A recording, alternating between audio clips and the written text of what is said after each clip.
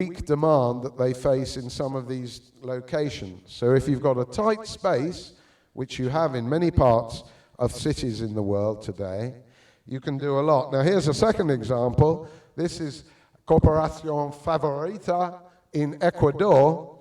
If you look at the space they've got in retail, the thing that's apparent is that they've got enormous front office space. How do they do that?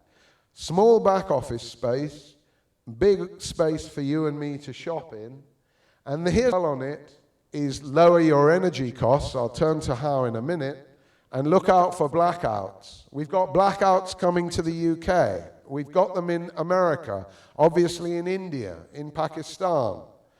If not blackouts, then big price spikes. So do you have a plan B, whatever you're doing, whether it's retailing or anything else, to prepare for blackouts? The lady there is making, a man there, I can't really see in this light. Hello, sir. Taking careful notes there, preparing for the blackout. How do you lower the energy? Well, you can use clever lighting techniques. This is in Nairobi, Kenya. I'll speak a little bit more about Kenya, one of the most dynamic parts of the African economy that Tim Jones so rightly highlighted. And you can see what they're doing with shoes in Amsterdam. I'm afraid there are no nudes here to look at, but there are shoes, and women prefer shoes. So let's do it right for women. What a way to display your product, through clever lighting, through lighting that changes and highlights the contours of your product, and through light-emitting diodes already on display here in the hotel. Light-emitting LED lights save energy, give a better contrast, last longer, and are the way to go. Not just for signage, but also for outdoor environments. This is Sainsbury's retail filling station in Scotland, and it's just to give another plug to GE, all the LED luminaires are done by General Electric. It saved them about 20% of their energy costs. You and I know that oil prices are low-ish at the moment. You and I also know they're going to go up. They're certainly going to go up by 2020 and arguably could stay up till 2030. So now's the time to economize on energy and get better lighting as well. See the light with LEDs. All right, a final little part of this retail story is what could be happening with fighting back against this man here. Mobile retailing, how do you fight against Jeff Bezos? And the answer is, ladies and gentlemen, that there's a whole series of innovations that retailers need to adopt, including banks, by the way, to make people want to step outside their homes, step away from their M-tailing, mobile retailing or shopping, and actually go into a store, to make your store or your factory or your office or your leisure center a real destination. What are those measures? Well, the first thing you could do is have live music.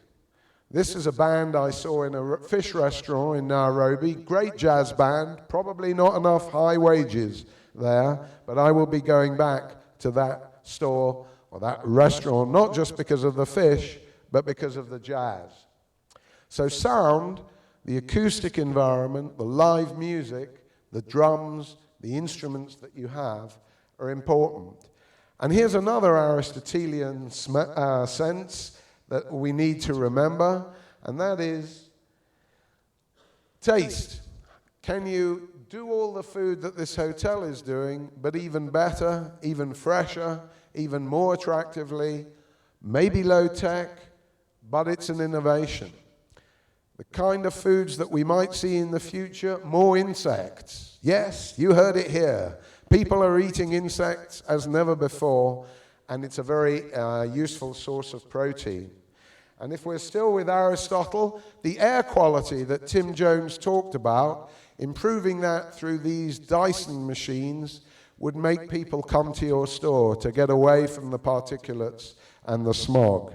So can you make industrial air quality machines, put them on the top of your buildings, and clean up the atmosphere with a high-tech fix, this is high-tech, that can not make people drive on alternate days, not tax diesel cars, but actually fix the problem in the atmosphere directly. That's the way forward for 2030. And can we improve the smell in shops? Can we use electronic noses, which are already being developed, not just to detect diseases in healthcare, but to judge the quality of the air inside our stores? Is it smelling good? Do we feel fresh? Are we getting a little bit of aromatherapy with no talk about aromatherapy? That would be great. So let's please open a file on electronic noses. Every mobile phone that you are playing with, Mr. Red Hat there, is probably going to have an electronic nose built in to say, James smells, I'm not listening to him anymore. So that's another thing. And then this is the most interesting development, not 3D printing, although that has moved forward. If you go to my website, you'll see a big satire on 3D printing. But I just learned yesterday that banks in Scandinavia are introducing 3D printing into their retail outlets. Because if you're a bank and you want to help a startup, it's quite important for your people to be as knowledgeable as Red Hat and to know what 3D printing is. And if one of your customers wants to start a 3D printing kind of manufacturing operation, then it's good to have that kind of technology in your bank. Again, Nairobi in Kenya is moving forward very quickly in 3D printing. They have 10 3D printing shops in downtown Nairobi. And the sort of things that can be made nowadays, spectacles, plimsolls, shoes. 3D printing isn't just for widgets. It isn't just for gadgets. It's for fashion, including Islamic fashion. We're going to see a lot more of it. It's only just begun. Progress is too slow because of the slow capital expenditures. But maybe you can steal a march on another bank by being the first bank in Dubai to introduce 3D printers in your stores. This is a way of organizing physical attractions that the internet cannot easily deliver. The broad point is more education in stores, more theater, more drama, more fun. Stuff that a screen cannot always deliver. Yes, you can have your MOOCs and your mobile universities, but there's little substitute for the attentive educational mother or teacher in store. So education and theatre, ladies and gentlemen, can you make money out of it? That's the difficult thing. All of these techniques are important for keeping retailing in Dubai and the UAE ahead of the rest of the world. Can you make money out of them? That's the big challenge between now and 2030. All right, so just to conclude, I think we've got the wrong number 5 there, but that doesn't matter. Very good slide stuff. If you read what McKinsey says about inward investors to Dubai and the developing world generally, even though it's only talking about groceries, the point that it makes is that Western foreign investors want to be more like Dubai. They want to be more like Kenya or Nigeria. They want to be more like Singapore. And they use as an example 7-Eleven in Indonesia. If you look at 7-Eleven in Indonesia, they've got live bands. They've got free Wi-Fi. I'm just winding up, my dear. I'm hoping I'm getting extra time for those delays and the periodic table and pie. But 7-Eleven wants to be Indonesian. My message to you is, this shows a fundamental weakness on the part of the West. We want to be more like you. That's their problem. Your opportunity is for you to be more like you, for you not slavishly to obey what the West is doing in innovation, but to set your own path and lead Western retailers and Western manufacturers and Western service providers in everything you do. So FDIers want to be more like you. But you can do the kind of innovations that Nespresso does in Berlin in terms of display and presentation. You can learn from Indian entrepreneurs and technology innovators like Ramesh Raskar at the Massachusetts Institute of Technology, what he is doing with light and photography, he can photograph round corners, don't ask me how. He can even get given a book and photograph all of the pages of the book without opening the book. Now that is Indian innovation today. Why you would want to do that, unless you're a spy, I don't know. But it's pretty impressive. Was it something I said so? No, never mind. So you can learn from India, and you should be learning from China, because in terms of mobile payments, they're already way ahead of the West. The West, ladies and gentlemen, and Trump and Clinton reflect this, has had its day. The locus, the position of innovation around the world, has moved east. The Middle East has much ground to make up, but it has much to learn from India and China. At the same time, it must go its own way.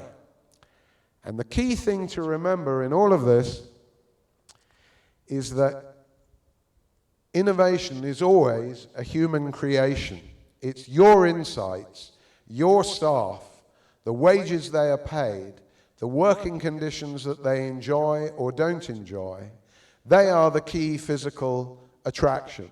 They're the reason I go back to Boots the pharmacist, or I don't go to Boots the pharmacist. The same with the Atlantis. It's always the interpersonal reaction that's more important than the technology. There is no substitute for human intelligence. Staff, their talents, as people were already saying, and where do you start in all of this? Get your staff to search the internet more professionally, to professionalize your forecasts on the future, to collect more forecasts, to suspect more forecasts, to open useful files on the major sectors for innovation today. Improve your Googling processes and skills in the whole endeavor, and make sure that you use old people to Google, not just young people, because old people have read some books. That tends to help when you're looking for things. And since we're on books, let me conclude by saying, if you get a young person every month to read a whole book on innovation and introduce a formal discussion about it in your company, that alone would be an innovation. Nobody's doing that in the West. They indulge the youth. Hollywood is organized around the youth, and the youth don't want to read books anymore, and older people allow them to get away with that. Don't indulge the youth. Let's respect older people, not just their experience, but their curiosity. And let's insist that young people show discipline, read a book from cover to cover. I know that's a really fascist thing to say in 2016, but you know, to begin at the beginning, to go through to the end, that would be an innovation. And for them to get up in front of your board and to discuss, criticize, and take the lessons away from that book and discuss those lessons with clients. If you do that once a month, it's not going to cost a lot of money. Books are cheap. If you do that once a month, that would be a major innovation. You will be taking innovation and intellectual property much more seriously. Now, you won't agree with much of what I said. My time is up. The 5 o'clock shadow is showing. But if you'd like to disagree with me, please troll me on Twitter. Abuse me on Twitter. I'm ready for you. And go to my website. There's a different kind of view of innovation there. Thank you so much for your patience. Thank you, James. Thank you, James. I have to say, I know we had a couple of hiccups in the beginning, but you were just masterful. You just kept on moving. Thank you for giving us a couple of laughs today as well. You rocked. Thank you, James.